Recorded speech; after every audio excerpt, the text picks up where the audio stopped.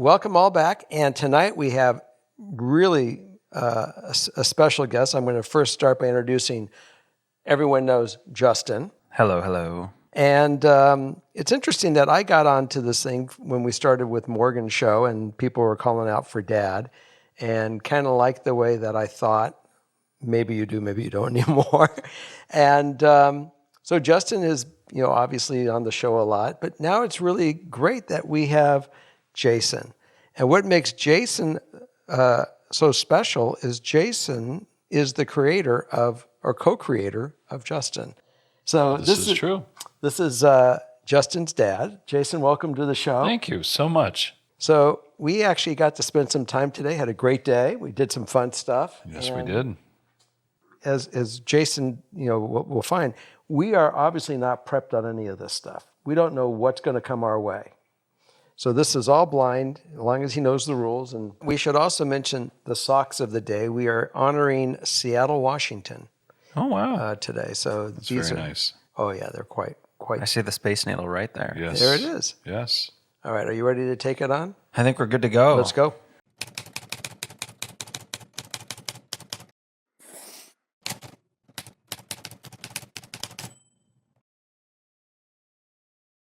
So at first we actually have an update from a prior episode.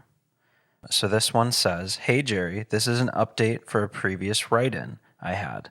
I was the girl writing about my fiance that was making unnecessary and condescending comments. Well, I took your advice and decided to sit down and have a conversation that was a bit more serious and word things the way you had when you gave your advice. So I sat him down and laid it out. He instantly apologized and said he would stop making the comments. He said that his new job is extremely stressful and things at work have been absolutely awful lately. He then said he had no real excuse for why he spoke that way to me. I told him that I would like to explore the idea of couples therapy and did explain that I would not allow or tolerate this treatment in the future. He agreed to this and apologized profusely. Since then, he has not been snappy with me and back to his old self. Thank you, Jerry and Morgan, for your help." That's Nice. wonderful to hear. Nice. So I thought we'd start off with that. It's our first update. We would like more, so please send. Yeah, that's awesome. All right, here we go. Okay. Dads. All right. Hi, podcast dad. Just wanted to start off with saying my 9-month-old daughter and I love your podcast. We listen in the car and your voice keeps her from screaming. Anyway, I've been having some trouble getting help from my husband. I am a 22 female and he is 28 male. Our daughter is 9 months old. So here we go. Up until a few weeks ago, he worked a crazy job and was on call all the time. He would be gone at least 12 hours a day and had about an hour-long commute because of this. I let a lot of things slide. I let him sleep in, not help out at all with the house and baby. Now he has a 9 to 5 and a 15-20-minute commute. But he's still keeping up these habits. He lays in bed for 20 to 30 minutes in the morning while I'm up with the baby. He barely helps her when I get home. I'm lucky to get to shower every other day, and when I do, it's 15 minutes with him sitting outside the bathroom with her. He won't change diapers either. He gets annoyed I don't want to have sex with him after she's asleep.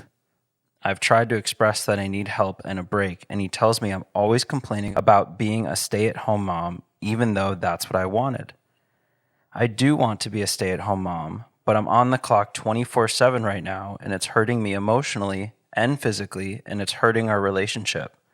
It was never like this before the baby. On top of it all, I had a traumatic birth and have chronic nerve pain from it, so I'm not getting a break and am in pain 24/7. Any advice to get him to understand what I need without getting defensive or telling me I'm complaining?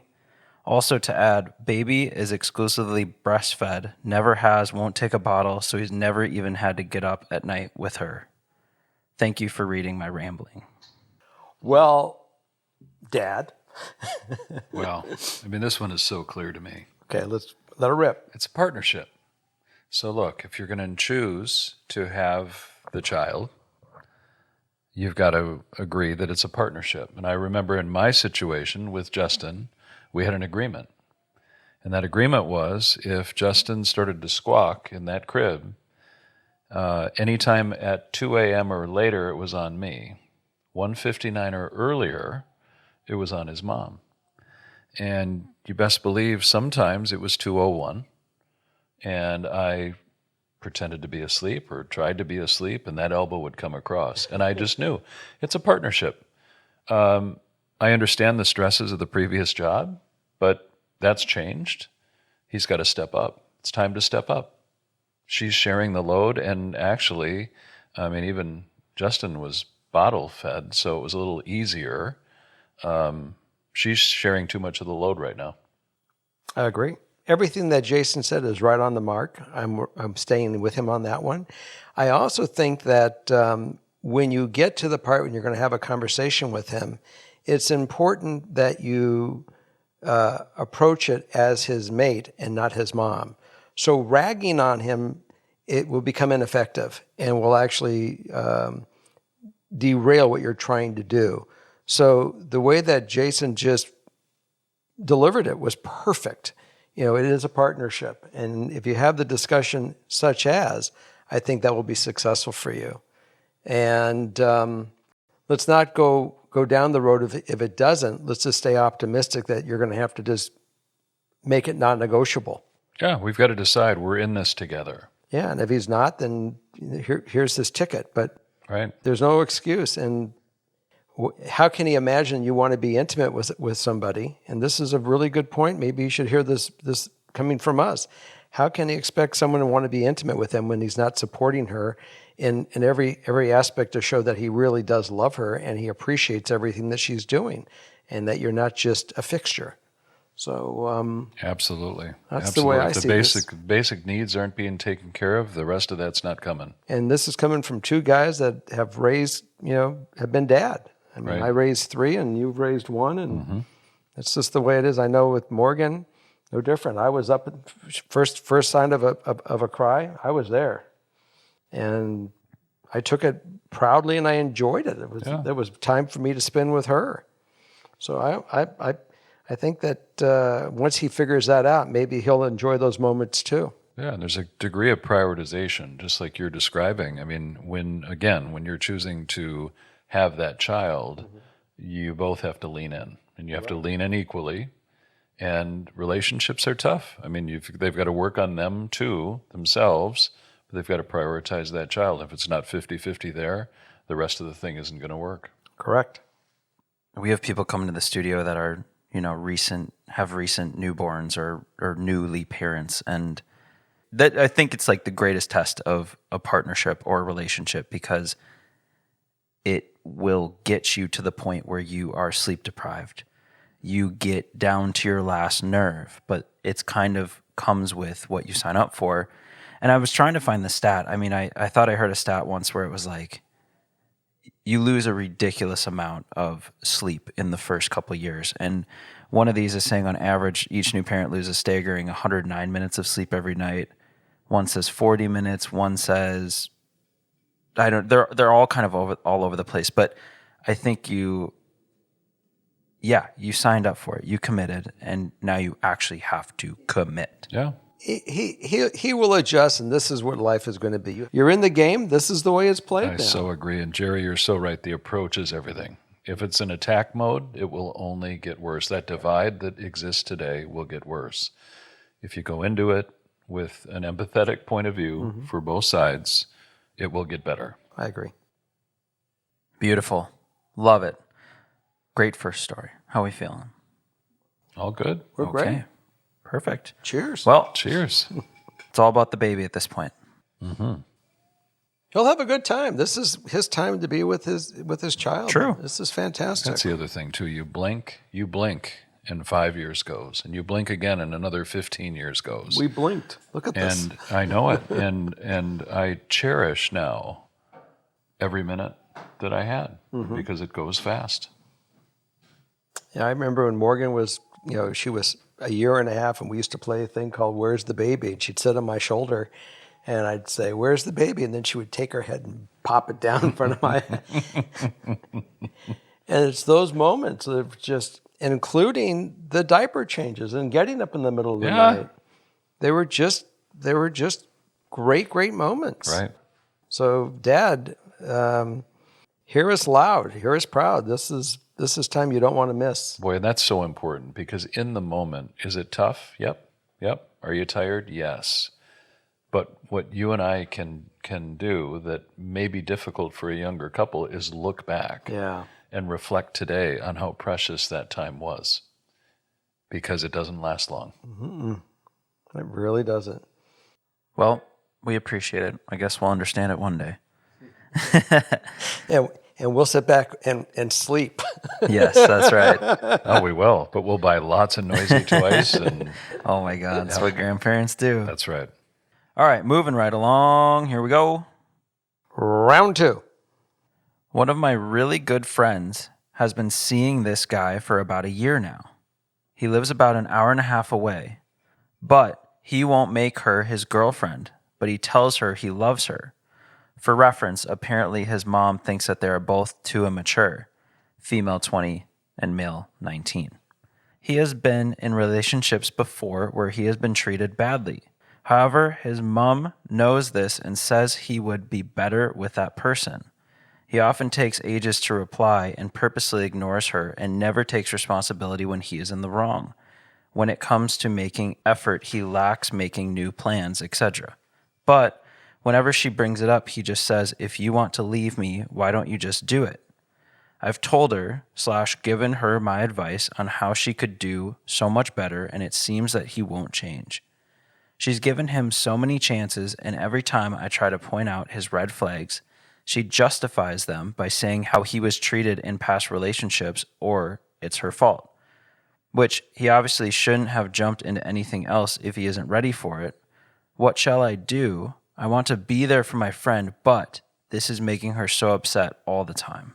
This thing's got complicated dynamics. I mean, first of all, there's the peanut gallery effect here. Mm-hmm.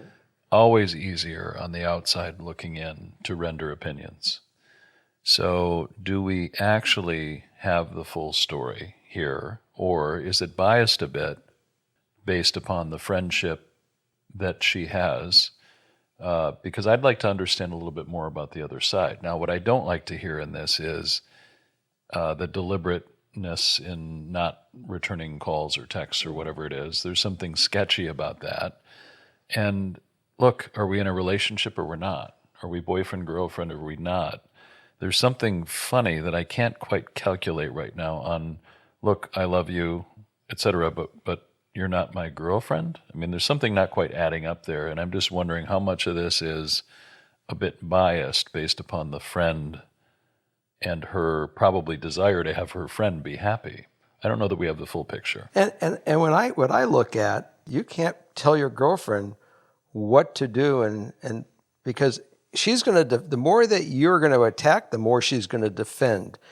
The more that you just play, hey, this is the bed you want to make. Hey, knock yourself out. Because that will say more to her without getting into the drama of her having to defend this guy and all these emotions which she may be going through, which may be fiction in the first place. We have no concept of this stuff. Right. I was visiting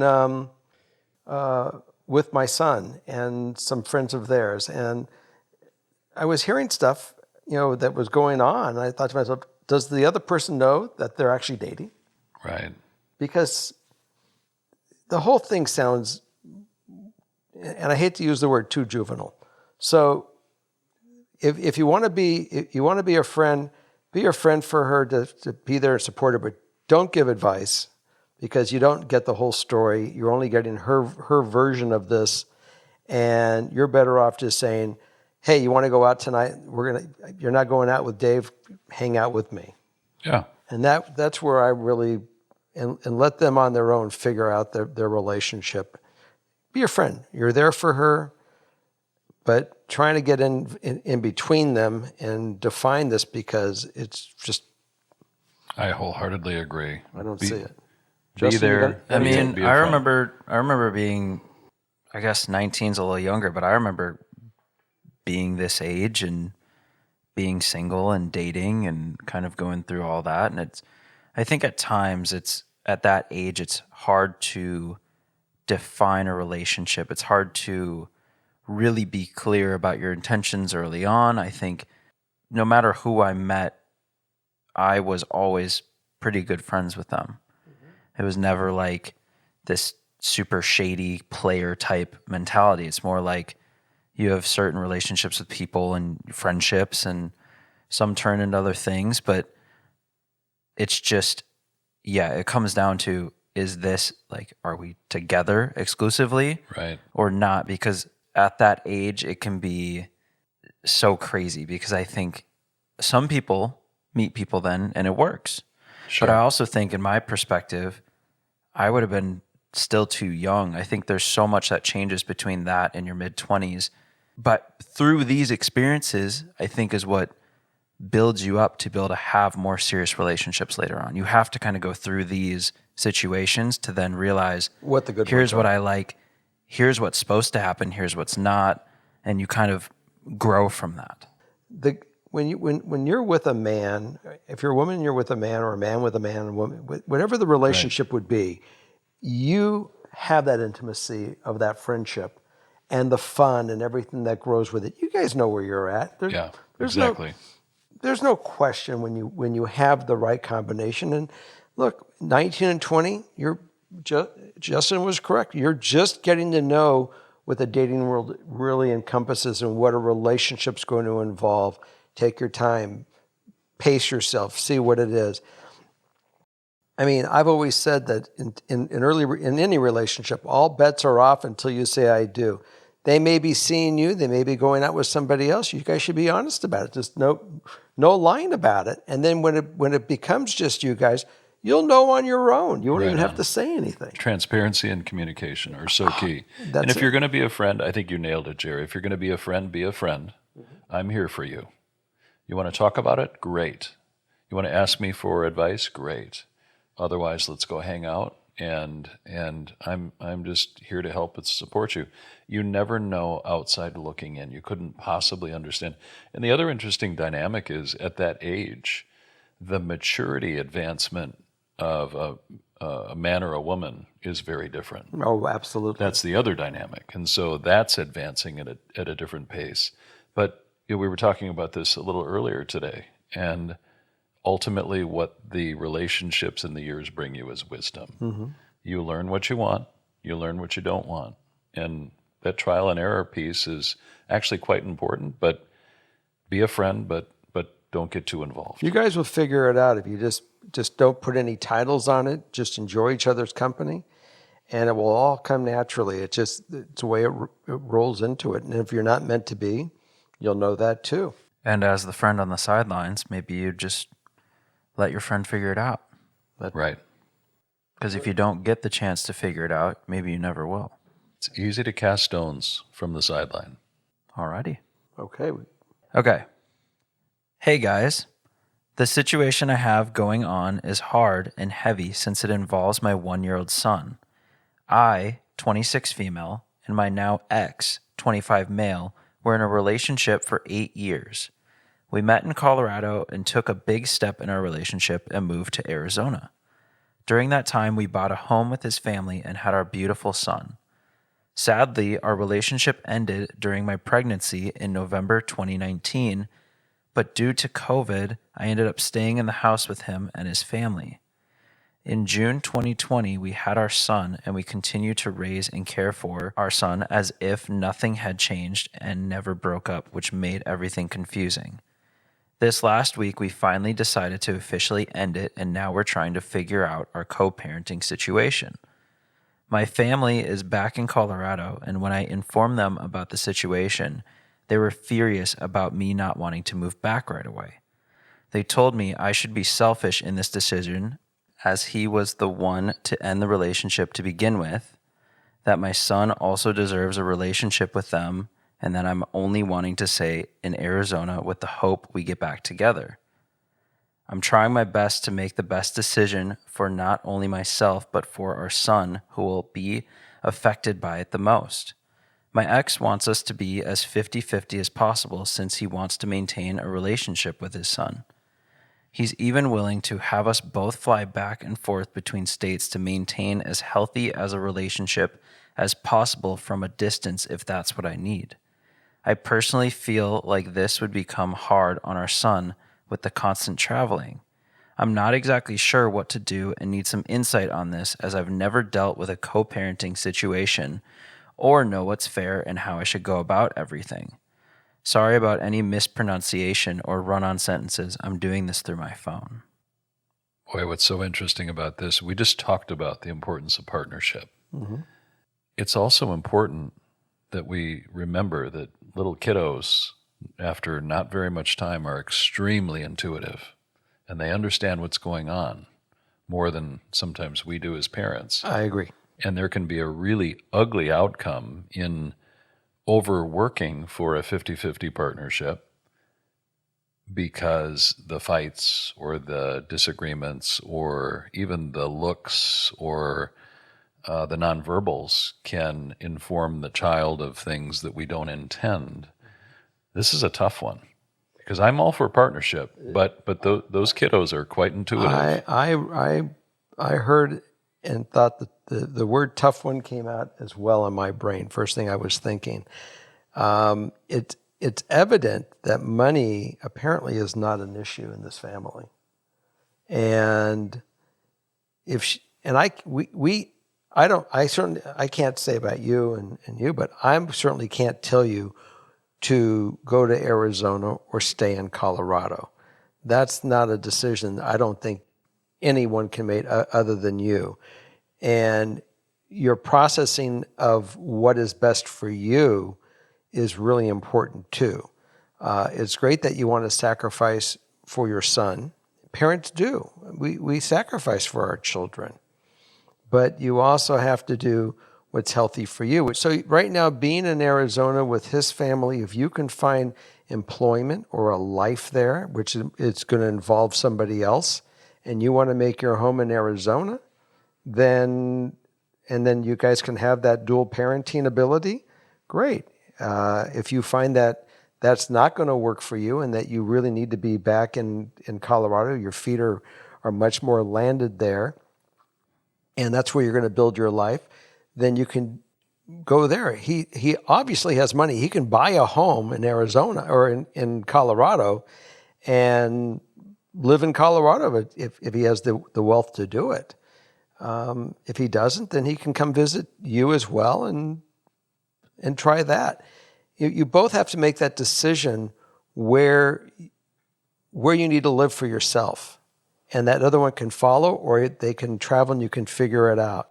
Yeah. But I don't think you need to sacrifice yourself to go stay in Arizona if that's not where you want to be, because the bitterness that you're going to gain and your lifestyle, if there's going to be bitterness, your child's going to pick it up quickly, and that's not going to be healthy.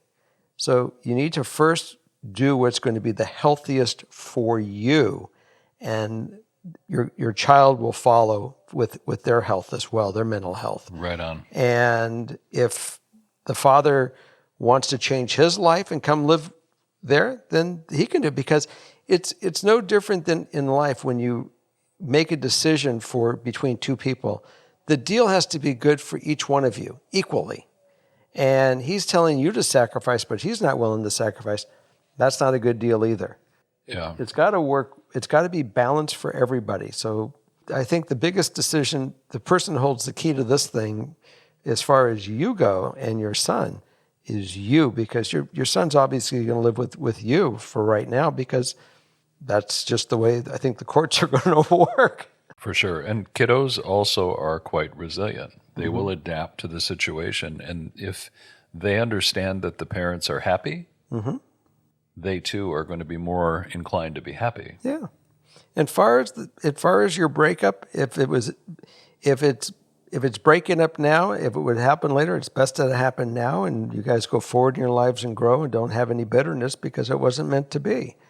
So make sure there's no bitterness. And if it works out, you guys are able to find each other's love again, bless your hearts. Yeah, and I again, back to the partnership concept, I appreciate that. I appreciate that they seem to be prioritizing the child, but prioritize it from the roots of happiness. They then will gain from that. They will adapt to the situation. And because if you blink and 10 years go by, you can't unwind that. And that could do a lot of damage in the short term. I agree. So we look forward to hearing back to see what your decision is. Right on. And I have the confidence that you will make and take this and digest it and really realize you hold the key and you hold the decision for your own happiness, what you want to do. All right. Okay. Number 3. Hi, Jerry. I, 26-year-old female, have been having issues with my boyfriend of 2.5 years, 24-year-old male. Let me start off by saying my boyfriend and I have had almost the best relationship I have ever experienced. He is the biggest sweetheart and treats me amazingly. We have been living together in our apartment now for a little over a year, have a dog, and it has been great. My issue with him has been our biggest issue in our relationship. I myself am very adventurous, outgoing, and just want to explore the world and enjoy my life before getting married or settling down. However, my boyfriend is the opposite. He would much rather stay home, save his money, and watch movies or TV. When it comes to doing things such as traveling or going to concerts, etc., I have to beg and plead my case for why we should go. We recently went to Hawaii, and I basically had to yank him there. I understand that it costs money to do all of these activities. However, we both have different perspectives on that. He is very stingy with his spending and wants to save all of this money as much as he can. Mind you, he has a lot saved for a 24-year-old. I myself save my money, but still like to enjoy traveling on a budget and doing experiences that will forever be memorable. With all that being said, here's the argument.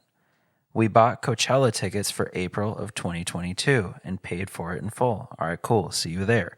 We are now getting ready to plan it. I told him the arrangements and gave him 3 options of how we can stay there. I did hours of research to find something that will be best and yet still affordable. In his eyes, this isn't affordable and is outrageous. He now said he doesn't want to go and we should simply sell the tickets and use that money for something else. And when I asked, what would you use it on? He stated, put it in my savings. At this point, I told him I am going to go with or without him. Since some of my friends are already going, I can just go with them. He then had the audacity to say, I wish you would just sell your ticket too and stay home with me. I tried explaining to him that money doesn't go with you when you die, but the memories and experiences will forever be remembered and cherished. I don't know if I can be with someone long-term who doesn't want to explore the world, travel, or make memorable experiences together. At this point, I'm not sure what to do.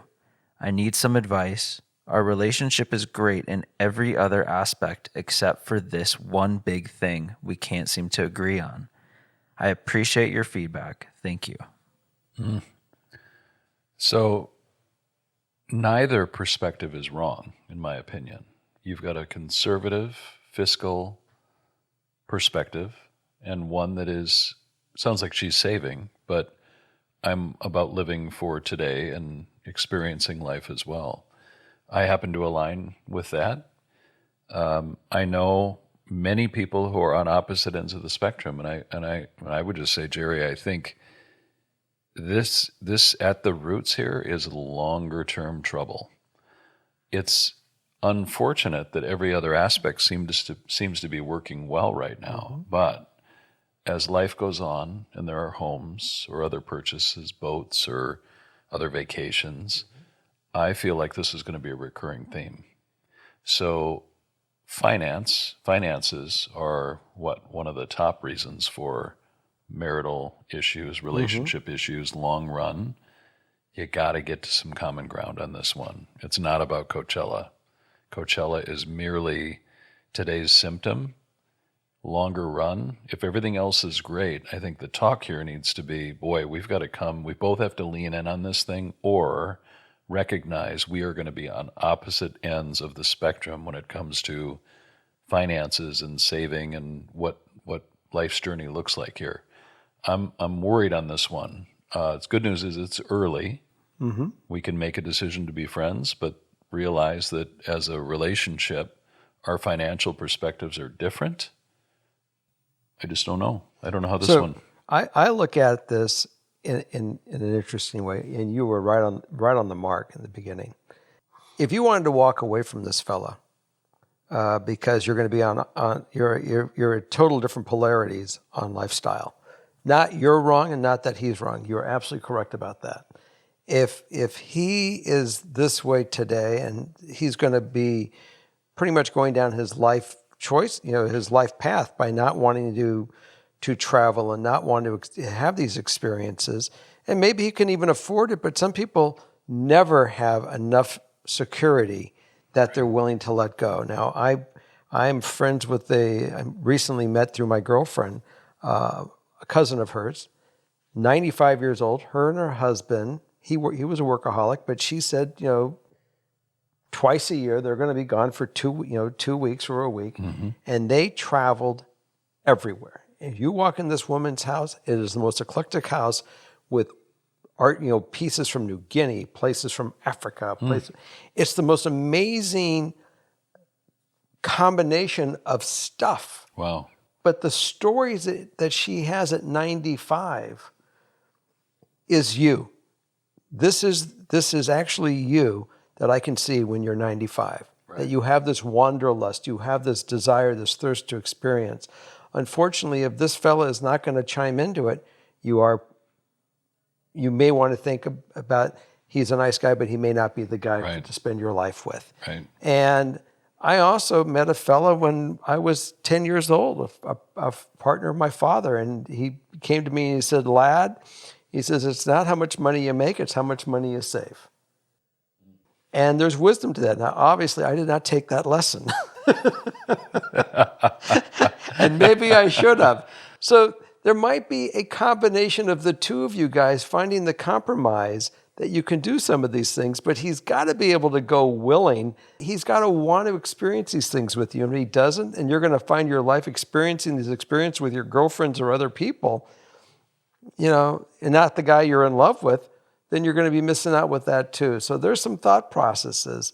And if you say goodbye to him, are you going to miss him? Are you going to say, "Gee, it wasn't worth all this. I'd rather be with him, and I should give this thought up"?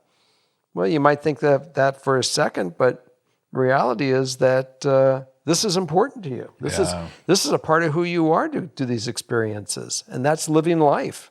And let me tell you, there's nothing like living life. I agree. I talk a lot about the rocking chair test. So when I'm in my rocking chair at the end and I sit back and I process on life, what do I want to be thinking about? And I think what I want to be thinking about is all the experiences I had. I don't need more stuff. Every year at holidays come up and it's, what would you like? I don't want to give you a gift card, this and that. And I don't want to give you money. I want to get you, I don't need more stuff. Socks. Anybody out there? Socks. Socks. That's great for me as well. I have black, I have gray, and I have white. We're going to fix you up. Yeah, you've got game. We're going to fix you up. But experiences. But there is nothing wrong with, as we were talking about at the top, with the person whose life's goal is the biggest bank account. That's okay. But you need to be aligned. And if his mate has the same philosophy, perfect. Bless your hearts. That's right. Bless your hearts. But if it's going to be a conflict consistently, it's going to turn into bitterness, and it's going to turn into just not a lot of fun. Right. At least from my experience. You don't have to drag me to Hawaii. I'll say, where's the suitcase? Yeah, it's interesting because I feel like we get a lot of stories that say everything is perfect, and then there's this one thing. The elephant. But it really drives me nuts. And I think this is not just one thing. This is a bunch of things. This applies in so many different aspects and things that you are directly very passionate about. So this is not just one big thing. This is a lot more than one big thing. Right. Because if you're frustrated about this one big thing and it comes about like with a trip, like with the Coachella thing. Right. That's bleeding into everything else now. It's going to color everything else with that. So, yeah, 2.5 years in with someone that, besides this, is basically perfect, is a horrible position to be in. It's honestly heartbreaking because I know what it's like to have someone so close, and I can't even imagine having one thing that crushes it. But I think it's hard to consider this one thing. I think it's a lot bigger. And here's the thing that's really got me concerned. You're 2.5 years in. You're going to go 4.5 before you figure out you can't do anymore. This is you're at that bridge right now. Yeah.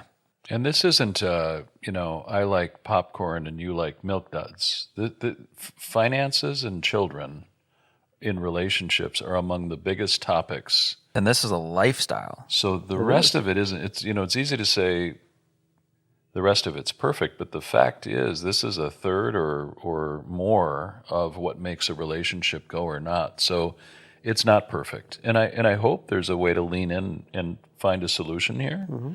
Because if the other aspects are good, it sounds like there's a pretty good foundation and a basis to want to work on it. But this isn't just a rounding error. This is a good share of what makes a relationship work. And I'm wondering, is it really the money, or he just doesn't like to travel, and he's just putting the money is becoming part of an excuse. If the money is an excuse, then you really have a big problem, because traveling is so important to you. Because he could end up being.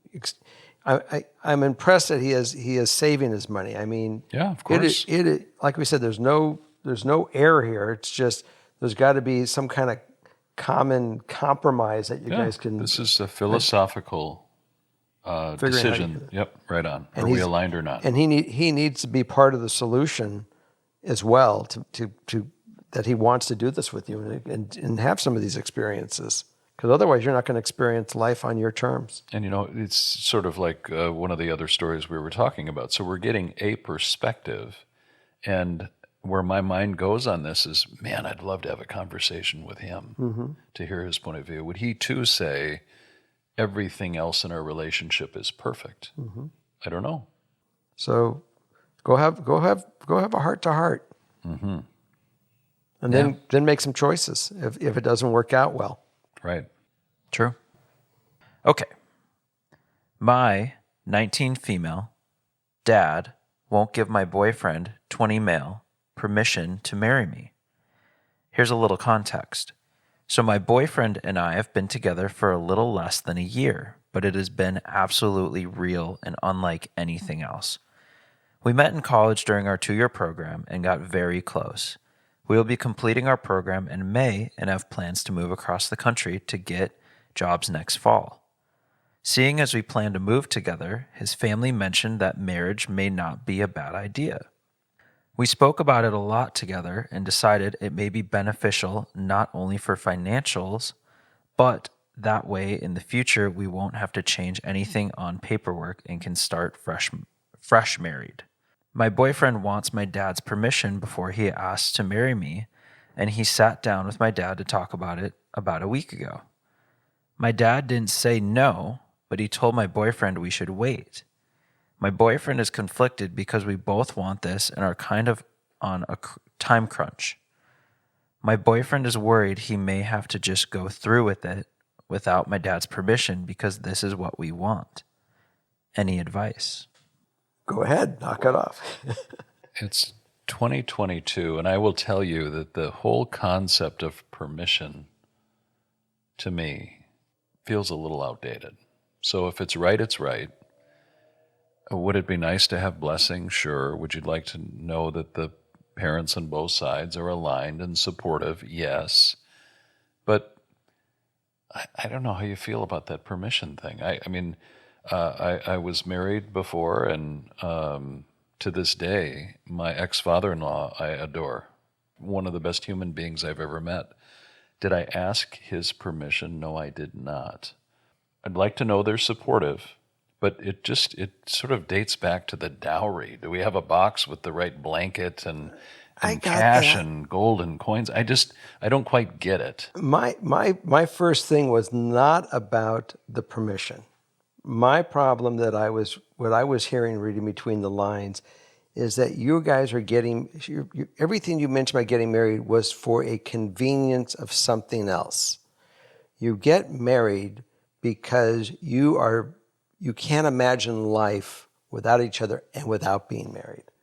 And as far as your father and the permission, I don't even know if you've sat down with your dad and had a conversation with him and said, Dad, what are your thoughts? And give him at least the respect that he did raise you, and he's only looking out for your best, what his thoughts might be. But I'm not your biological father. I'm only your write-in dad. Right. And my first thought is that getting married because it's convenient for paperwork, it's convenient for this, it's convenient for that. Let me tell you, my flags are all up. You want to move, go out with him? Hey, knock yourself out, pack the car, go move. Go see how it works out. When you feel that you cannot live life and you don't want to live life without being together as a husband and wife, then you got my blessing. The words that you chose to deliver the story didn't rock me. Yeah. I'm not the guy that wants to go to your wedding and stand there and say, these people need to be married. And you know when you know. And whether we stay in this town or we move cross country. That's life. Yeah, that's life. That's And just, it really those doesn't have are any- those life experiences you just do together because it's not about having enough money to get married. You get married because you're going to take these challenges with one another. You're going to take these bumps. You're going to be all over the place. There's going to be success. There's going to be failure. But it's the two of you bravely doing it together. That's the reason. That's right. There's nothing magic about geography. No, not at all. Can we pause a second? Yep. Yeah. I got a limbo. Headphones. I got a limbo out of here. Okay, moving right along. I'm a female, 21, that had hooked up with a guy 3 years ago, only one night. After 2 months, I started to date his younger brother, and he was okay with it, but the younger didn't know about the hookup with his brother, which again was just one night. After 1 month, the older brother decided to tell the younger that he got mad and broke up with me and stopped talking with him. After a year, I started to date the older brother, like seriously. We do everything together, trips, dates, etc. But he's refusing to tell his younger brother because he is going to get mad and he doesn't want to hurt him. I just want to ask a question. So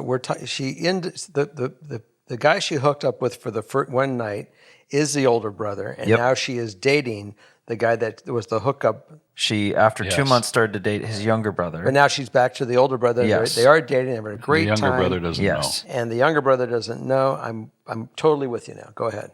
Should I stay with him or leave ASAP? Thank you. Wow. Well. I mean, are things going well or not? Look, the younger brother is going to find out. Of course. And I can appreciate that a brother is going to want to, at some point, respect his sibling. But I'm really tripped up on the way that ended. So why is she asking us if she should break up with the guy she's having a great time with? Well, I don't know. I just think there's this friend code that exists. And these are brothers, yes, but there is a code among friends in life where when you have someone's ex, you don't go date someone's ex, right? All bets are off until you say I do. That's my theory. But in this instance, we're playing that game with brothers, and it's a back and forth situation. But it has ended up that her true mate is the older brother. right. So there's the literal brothers and there's the figurative brothers. So the brother code, I mean, I'm an only child, but I understand that. And generally, I think the rule is they're untouchable. I've lived this exact experience. I've been here. I've been down this road. Explain. My brother and I, yes, there was a woman that dated both me and my brother, and she was playing back and forth. And, it isn't the same story because it sounds like you are having a good time with the older brother. There's a relationship going on. And if there is a relationship going on, and that's where you go. It's not the younger brother who you crave and you're thinking about. It's the older brother. Why are you asking us if you should continue to see him? If you like him, Be with them. Enjoy yourself. Embellish your relationship. The younger brother isn't the guy. He's not the one. He doesn't own you. He doesn't have rights to you. This is about your life. This is about who you're going to be with and who you're going to grow with and enjoy. If it's simply to go get it on and hook up, hey, that's a different story. Then you may want to, let them go work it out somehow. But this isn't about a hookup. This is really about that someone you're enjoying to spend time with. These were your words. I enjoy being with him. So a couple of thoughts here. In the case that you brought up with your brother, Yeah. were you both in the know the whole time? I was not in the know. I did find out pretty rapidly about it. Okay. And I looked at him and he goes, And are you the younger brother? Or I am older the younger brother. So interesting. But I dated her first. Okay. I was not interested. Okay. I ended it. She somehow found my brother. There was never a dispute. We never argued about it. And the next thing I know is, somehow she, it's not part of our story, but the model. So this one's a little different because clearly the younger brother The has end of the got story- some emotion around this. The end of the story, the brothers, with my brother and I, we never missed a beat. We're brothers. We love each other to the very end. It's, 50 years later, hey. So here, the older brother doesn't want to hurt the younger one, and I think she's saying, should I end it now, in spite of what seems to be a happy situation? Should I end it now because It's not when her the control. younger one figures it out, she's now going to be living in the middle of a nightmare? No, they'll work it out. If the relationship is real, they'll be fine. If the relationship ends in the future, they'll still be fine. Boy, it could be the ultimate family feud, though. That's right. I just don't see it. It's a tough one. I can see it. I can see from her standpoint, as great as things may be, Do I get out? do I get out now? Because 5 years from now, I might be in the middle of World War III, and Well, I'll be the cause. I'll tell you what, if she doesn't love him, she doesn't care enough about Well, him. that makes it easy. Yeah, then if you don't really care about him, get out of it. Let everyone go on with their life. There's other fish and other prey in the sea for you to go out for. leave the school of fish alone. But if you really care for him, then you stick right by him. Yeah, the common theme easy. on so many of these is you know when you know. Yeah. And it's easy to play quarterback from the outside, Monday morning quarterback. Only you know when you're in the middle of it. But Yep. this is a tough one for me. It's a tough one for me because I can see brotherly love wanting to maintain that, and from her standpoint, not wanting to be seen as the cause for what could be a decades long, if not till somebody dies in the funeral. It was clear that the older brother sabotaged it by saying, I slept with her before. I had a one-night stand with her. And the little brother got pissed and he said, well, that's not acceptable for me. I'm done. I'm a wrap. So did the older brother come clean because he's tight with the younger brother and now has been hiding the relationship because he still has so much love for his brother? Well, we don't know if he has love for his brother or he was sabotaging the relationship. That's true. We don't know. But the bottom line is it's not about them. It's about her. And if you are locked into this guy and you are having fun and you're growing and this is the guy you still really want to date and you have these feelings for him, then it's your job to continue to explore those feelings, see where they develop and see where they go. What's so interesting is I'm a PR guy. So for me to fully weigh in here, now what I want is a letter from the other two. And I want to see all three letters. Tell them right there, there's the camera. I want to see all three letters, and then I want to compare notes, and then I'll feel empowered to render and then an we're opinion. and we'll reconvene. All right. Yeah. There's also at the end of the day, there's so many people out there that if this thing starts getting dicey, onward. Let's see what happens. Write us and tell us more. Yes. Okay. I think we're going to end with some craziness here. Okay. Okay, good. You got the team. When I was 14, I got someone pregnant who later ended up in jail. Shortly after my son... Back up. When I was 14, I got someone pregnant who later ended up in jail. Okay. Shortly after my son was born, the mother was put in jail for life. I raised my son by myself until he was 18. He left to go work in another state. This was deeply upsetting. He didn't talk to me for years until I heard that he was getting married, and I couldn't miss my only son getting married. So I decided that I would go to the wedding. As it turns out, he has made a pretty good life for himself, and his in-laws were extremely well off. When I got to the wedding, my own son didn't even introduce me to the in-laws as his dad, but instead an old friend. The week before the wedding was going fine until the night before the wedding. I went to check on the bride who was in her room, but when I opened her door, she was getting by her brother. When she saw me, she did everything to stop me from telling my son. She bribed me with $80,000, which I reluctantly accepted. At the ceremony, I realized that I couldn't go through with lying to my son about his wife. So I stood on my chair and yelled it out to my son. Does anyone have something? Anybody have a reason? That's right. Oh, okay. It was the most embarrassing moment for all of us. She tried to convince him that she is still fine to be married, but my son walks away. Well, I spilt my beverage. I mean, Okay, so his talk son, about a finale. His son walked away, Yeah, I mean, and that's all we got. yeah, I don't know what the deal is.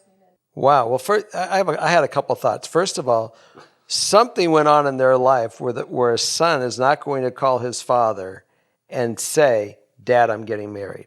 Right. There is an issue that someone's not coming clean with on that. Because the whole departure at 18, gonzo. So the fact that he raised a child, the mother went to jail. We didn't even need to hear that part because that had nothing to do with the story. The fact that you were that you walked in on the bride to be her brother, and then you took $80,000 rather than go talk to your son right off the bat. That screwy is all Seems hell. a little out there. So, what part of the story do we want to really pay attention to? I don't know. Maybe it's just. I mean, what's the ultimate question, though? There isn't. That's why we're just like. I think his question: do I go chase my son? Or wait, he's got 80 grand. He did get 80 grand from. I don't know if she had it cash in a drawer next to the prophylactics from her brother. Right. That she said that he can go to her son and say, "Son, now that we made 80 grand on the deal." It's hidden in the mattress. But now the bride-to-be, was it her own brother? Yes. Well, so, I mean, this is just problematic from just about every angle. This sounds like, I don't know if you remember back, but when I was in my teens, there was a magazine called Penthouse. Of course. And the Penthouse forums, yes, they had stories that were wonderful letters. And they were absolutely insane. There was no way there was reality to this. They were all true, Jerry. Okay. You guys are seeing my expressions here. I don't know what to take from this story, and I don't know what you guys want to take from this story. Do we have anything really that's great for the end? So that we can give them something really, a story that will help them in their life. The worst guest at my wedding will be my mother. Buckle up because this one is a doozy. Shoulder harnesses. We are fastened in. I'm just going with the lap belt. Okay. My parents divorced when I was 17. I am now 20. And my father remarried approximately 1 year after the divorce to my wonderful stepmom. There is not much to say about my parents' marriage, but that it started with teen pregnancy, had a timeline of infidelity on both ends, and other fights that a closed door could not muffle. Mm-hmm. My father and stepmom started their relationship before my parents' marriage was over, at least on paper, LOL. So it is safe to say my mother does not like my stepmom. I would love to have my stepmom at my wedding because she and I have bonded for the past couple years. And I truly love my mother, but she can be conniving, especially to those she does not like. To top it off, I invited my childhood best friend and family, whose mother was the one who tipped off my father about my mother's infidelity. Me and this friend were close from being babies to middle school age when my mother all of a sudden, said I was not allowed to see her anymore and proceeded to fill me in with lies about said friend so I would not seek her. That friend is now a bridesmaid, and I am overjoyed to be reconnected, but terrified of my mother's reaction to friend and her family being invited. I want to have a sit-down talk with her about her behavior, especially on my big day, but she can be super narcissistic and pull out the book of thousands of reasons she can never be in the wrong. I just want a good day on my day without her flipping out. What should I do? I got this one, but I'm going to let you start. Well, I mean, I had complications on my own wedding day, based upon divorced parents and family dynamics. And what I'm identifying with on this one is the stresses as you're coming into your big day, a day that's supposed to be all about you and perfect, and yet you're standing there and you're worried about dynamics that may or may not materialize. I'm with the writer on this one. But take it, Jerry, because I'm thinking about my own past on this one. I'm really empathetic about some of the stressors being faced here. So you said it right from the beginning. Everyone was cheating on everybody at this point in time in the very beginning. There was a marriage that was really came together for the wrong reason. The fact that you were conceived and you were born, that's the most beautiful thing.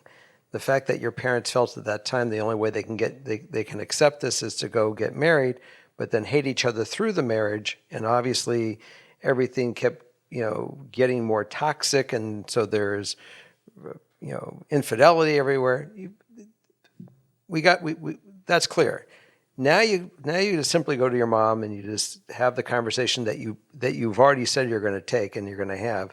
Mom, the marriage obviously should never have happened, and I'm sorry that everyone had their infidelity, everyone did their own thing, and how we found out about it really isn't important. The good news is that you're free of it, and Dad's moved on, and you get to move on. And right now, I'm moving on. I'm getting married, and you're always going to be my mom, and my dad's always going to be my dad, and who's ever going to be in your life.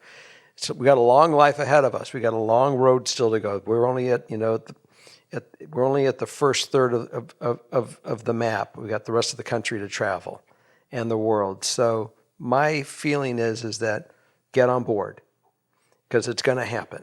Nothing's going to stop it. These people are coming. We're going to have a great time. If you want to show up and enjoy it and come with the spirit of this wedding, I want you there. And if you can't come with that spirit, Mom, I love you, but I'll understand for you not coming.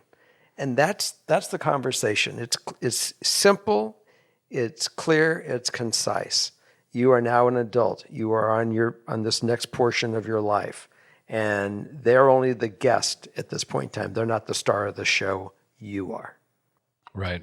There's a lot of power in that. I mean, ultimately, this is my day. Mm-hmm. This is about me and my partner, and I'm the child, and it's your job to prioritize me. Now, put aside your differences for me on this day. Or, as you say, make a choice not to be there. That wouldn't be my desire. I would want my parents there. And I would want my parents to be the adults, as you so well put, Jerry, on my day. Did I get rid of your stress? Well, I mean, you were feeling it. I was, because I'll tell you, at mine, we were, my ex-wife and I both had a healthy amount of fear that this individual who was in our life would, in fact, show up and disrupt right in the midst of the ceremony. To the point where we had the pastor and we had security arrangements, and it was really a very challenging thing. And ultimately, all we would have wanted is for 24 hours, heck, for 1 hour, the ceremony itself, put aside whatever's happened in the past. This isn't about you right now. This is about me. And if you love me and you care about me, you'll prioritize me and hit pause on that. If tomorrow you want to resume the bitterness, go ahead and do it, but not on my turf, on my day. Yeah. Well, I hope that you heard this one and you're able to have a conversation that will get her to either make the choice to come in peace and hopefully go through the rest of your life in peace, that you don't need to carry this toxicity. It's old news. Let's move on and go forward. We cashed that check yesterday. Let's move on. So much time is spent carrying around bags for others that aren't even ours to carry. And that's a little bit of what this is. The past is the past. You can't change it. How are we going to choose to go forward? And we wish you luck in your wedding, and we hope you have a great one. Absolutely. I think that's our show, and I think we look forward to seeing you for number 13. Yeah, I'm in, and there's so much about these that I just am craving follow-ups. Please do that. Good night, everybody, and we I hope to have new socks for you next week, and we'll be back every Tuesday. We launch the new one. Well, we've met before, but this was our first weekend of really get to enjoy each other for some great moments, and I had a great time with you today. Yeah, right on. Right back at you. And this was fun. Let's do this again and again and again. I'm in. So, guys, send your love in for not only Dad Jerry, but Dad Jason. Thank you so much.